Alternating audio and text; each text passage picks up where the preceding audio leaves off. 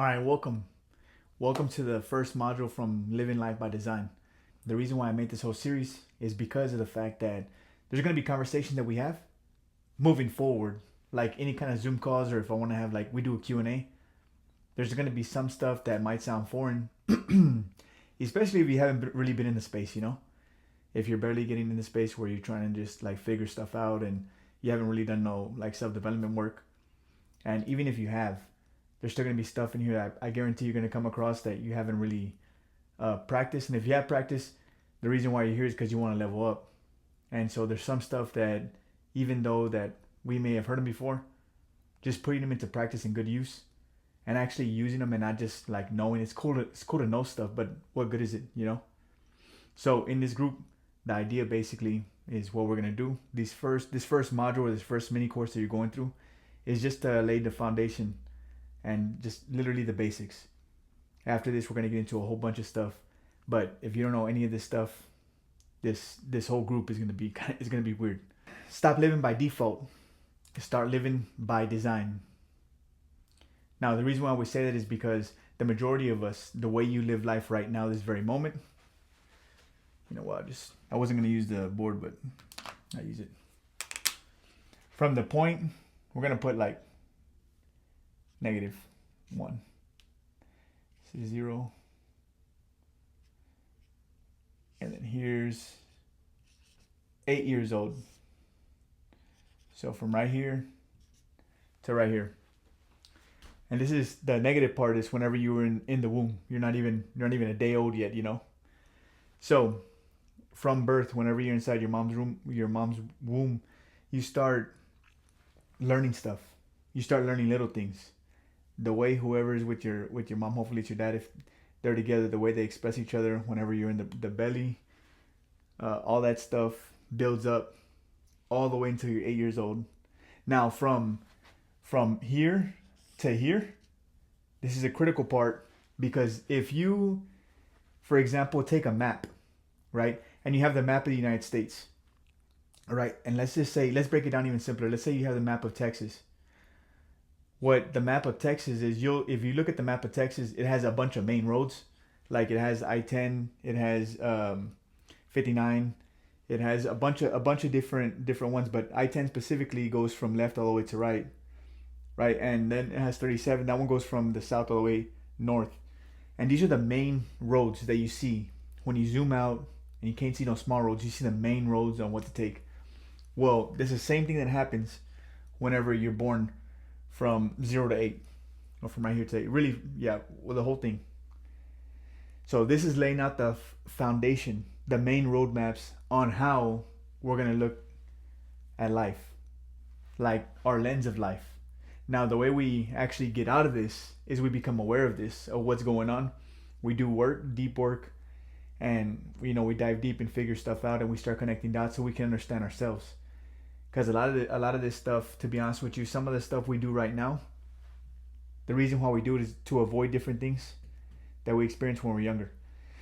Like, to give you an example, some people, well, I was talking to this lady the other day, and she had a bunch of skills and stuff, and she said, like, man, no matter what I do, I always stay where I'm at. I always stay where I'm at. We did a bunch of work, right? And we're digging, doing all this stuff. Took us a little bit, but we ended up finding out that when she was younger, one of her parents had made a lot of money. They were doing okay at first, and then one of her parents made a lot of money, and he left.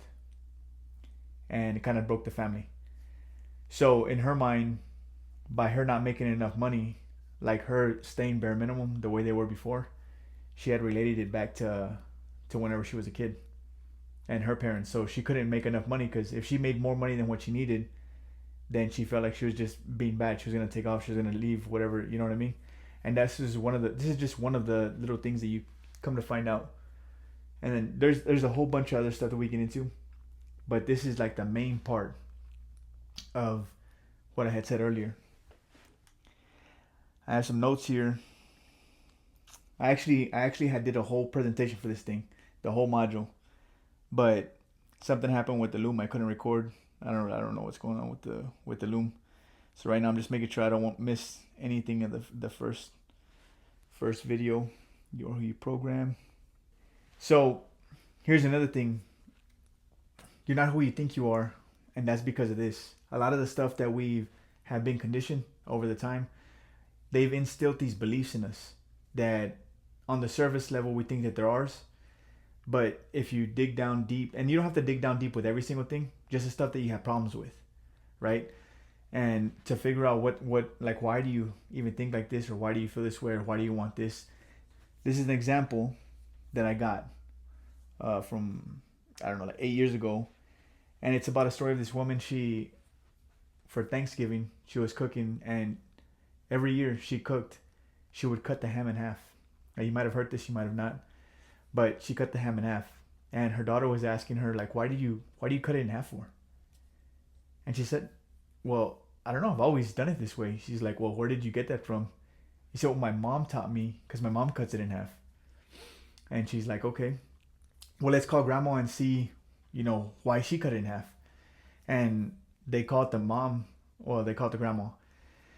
And her grandma said, they asked her, like, hey, grandma, why did you cut the ham in half when we were younger? Like my daughter's asking or whatever. And, or you know what I'm trying to say, right? So the grandma said, well, I don't know. My mom used to cut the ham in half. And so the granddaughter calls the great grandma and says, hey, great grandma, how come you used to cut the ham in half? My grandma does it, my mom does it, but they both said they don't even know why they do it. They do it because of you. And she said, oh, the reason why I cut the ham in half was because whenever we were younger, the stove wasn't big enough for the whole ham to fit, so I'd have to cut it in half so it can fit. So you see, that was literally something that's been pre-programmed from generation to generation. And it wasn't until the third generation that they actually asked, why do we do this? So you might not be wondering why, you cut your ham in half. But this is just an example of how stuff can get passed down. Here's another thing. This thing can get deep fast. You can go down a rabbit hole. It's a slippery slope, especially if this is your first time. You're going to be like, oh, my whole life's a lie. No, it's not a lie. And that's a perfect feeling. That's an okay feeling. That just means that you're just waking up, You're waking up, and that's okay. But I want to let you know that there's going to be some stuff that you come across that where you're just like, man, this is crazy. Like, I can't believe, like, I've been living life by default. Literally. We live life by default. If we don't have a life by design, then what do you think we live? We live just by default, literally. That's why a lot of people just live by the bare minimum. They don't really care about making too much. They don't really care about doing more than what they should be doing.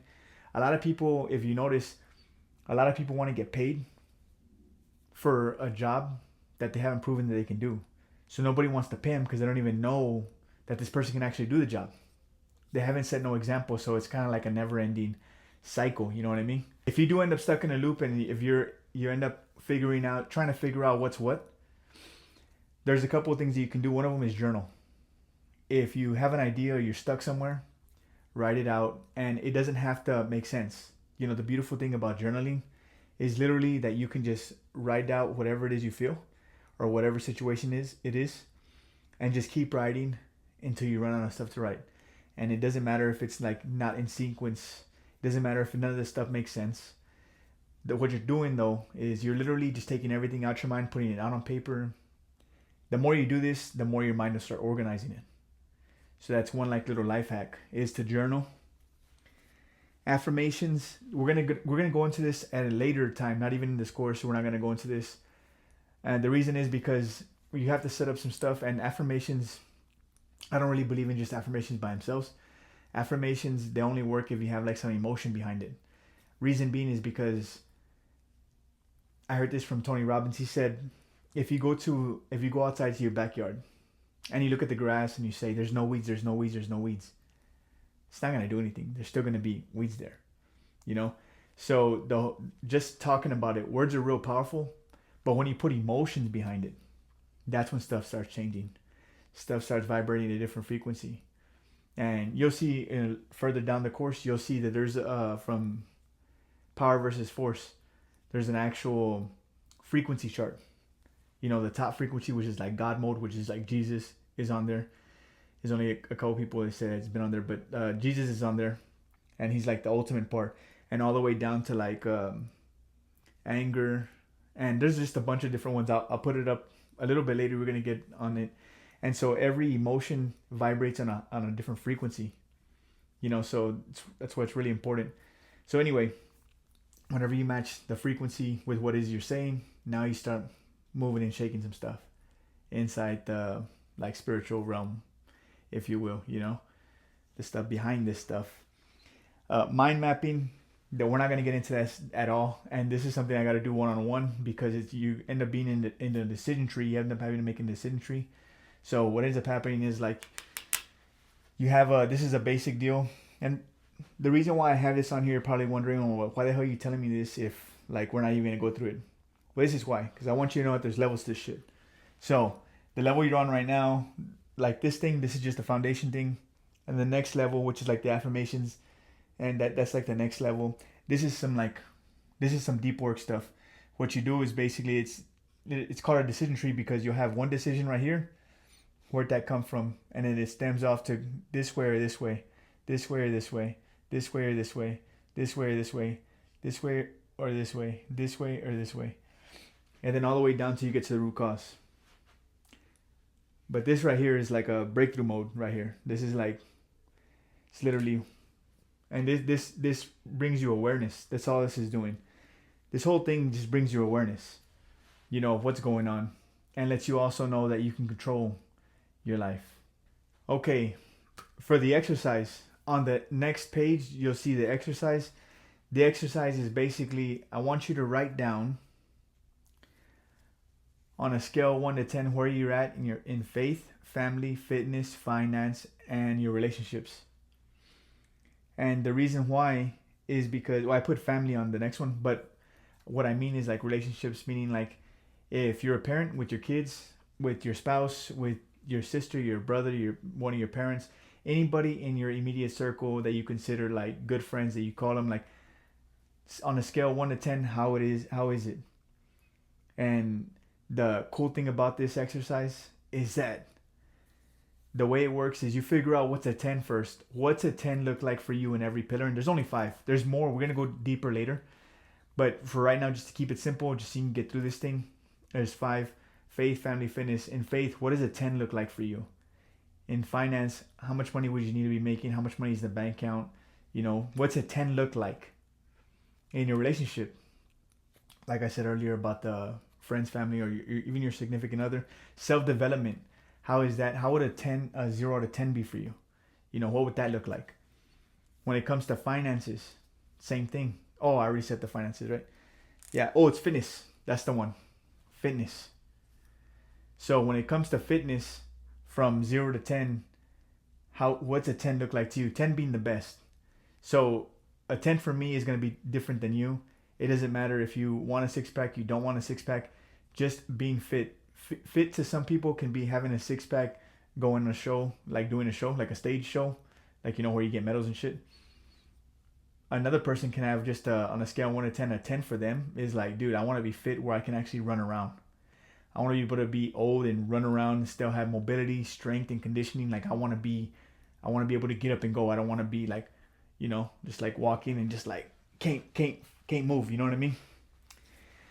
So anyway, the 0 to 10, the 10 is where you want it to be, not what anybody else wants. And then after you figure out what it is that you want to be for 10, then here's the good part. After you figure out where the 10's at, based off of the where you have your 10, the one that you decided, the goal is to do another page on where you're at in these 5 pillars right now today.